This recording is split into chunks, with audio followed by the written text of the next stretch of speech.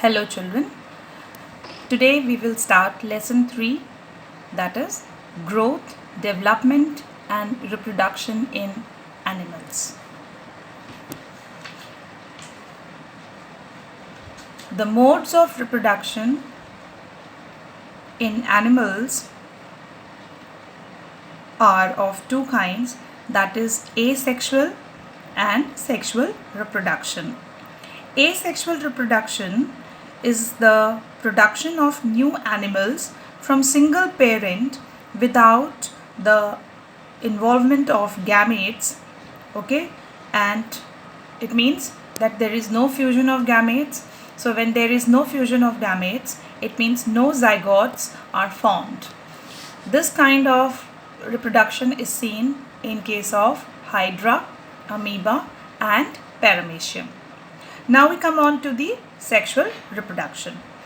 The production of new animals from the existing two parents by the fusion of the gametes is called sexual reproduction. In sexual reproduction, what do we see? That is fusion of male gamete with female gamete is involved, plus when they fuse together, then the formation of zygote takes place. So this kind of reproduction is seen in the animals like fish, frog, cow, human beings, etc. Now first we begin with the asexual reproduction in animals. We will see bit in detail about asexual reproduction. The first kind of method is binary fission, second is budding, and third is regeneration.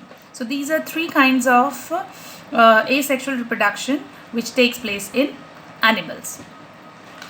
First, we start with binary fission. In binary fission, the parent organism splits to form two new organisms of the same kind. As you can see in an example given in a amoeba. Other example is paramecium. We have taken example amoeba, how binary fission takes place here. If we see here, then amoeba starts, a fully grown amoeba starts binary fission when its nucleus lengthens in size, okay, and divides into two parts. When after the nucleus has lengthened and divided into two parts, okay, then the cytoplasm of amoeba divides into two parts around each nucleus. So in this way, single amoeba divides to form two smaller daughter amoeba. So this is the binary fission in amoeba. Second type of asexual reproduction is budding. A budding is a small part of the body of the parent organism, okay, which grows out as a bud, which then detaches and becomes a new organism.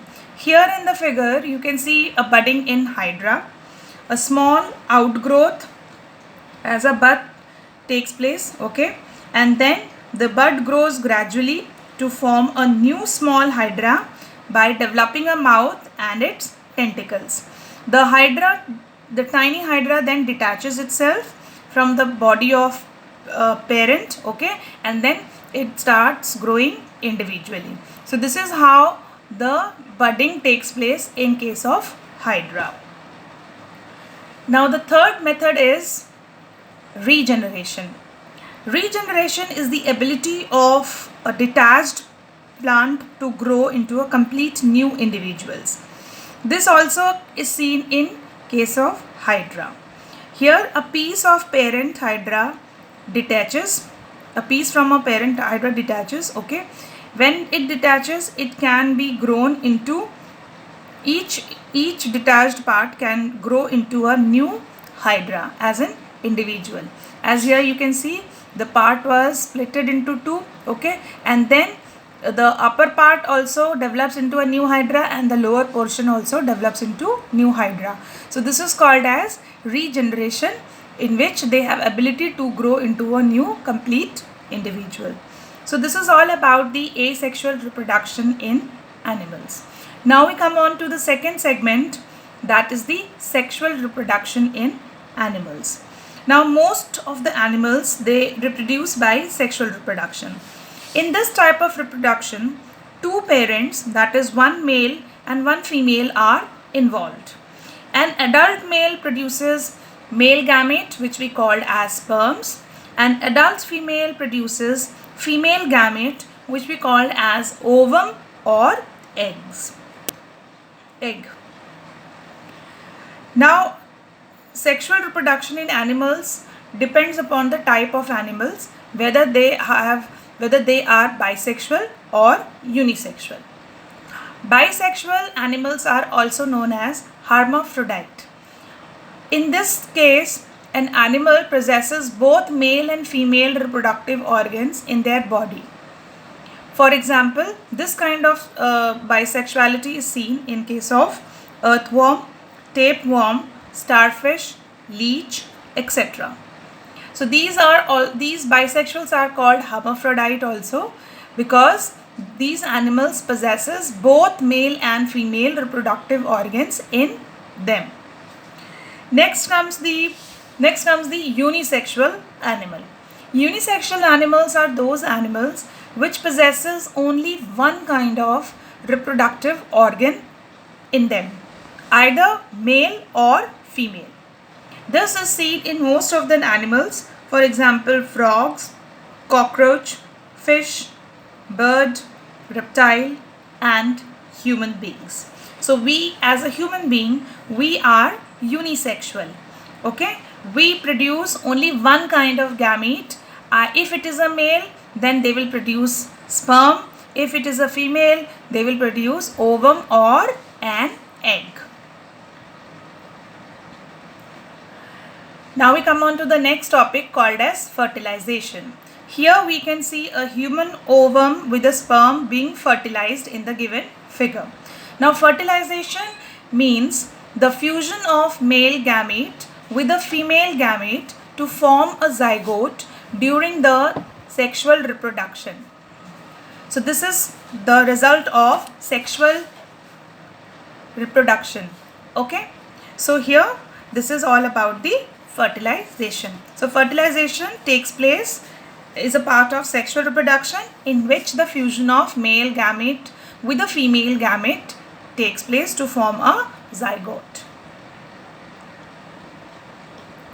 Then comes the types of fertilization. The types of fertilization are of two kinds. One is internal fertilization and the second one is external fertilization. Internal fertilization is that kind of fertilization which occurs inside the female body. Okay, that is, the eggs are fertilized by sperms inside the female body to form zygote. Now, internal fertilization takes place in mammals, including human beings. We are also mammals. Okay, birds and reptiles.